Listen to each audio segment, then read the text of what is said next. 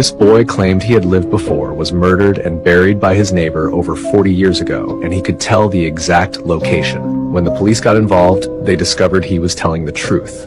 This is Ryan. When he first started speaking, he told his classmates that he had already lived on Earth before. At first, they laughed it off, but he didn't stop. He told his teachers too. The teachers became so concerned that they contacted his parents. His parents had already heard these stories before, but this time, they took them seriously. Ryan claimed that in his past life, he was a 45-year-old man who lived in a small house near the woods next to his neighbor. He worked as a woodcutter selling firewood. But one day, he was murdered. His neighbor struck him in the head with an axe. Ryan remembered everything. He described the location of his home, the name of the man who killed him, and even where his body was buried. His parents, curious but skeptical, took him to the place he described, and there they found an older man still living in the same house. When they knocked on the door, he refused to answer, so they called the police. As officers questioned the man, they searched the woods where Ryan claimed his body was buried, and shockingly, they really found human remains.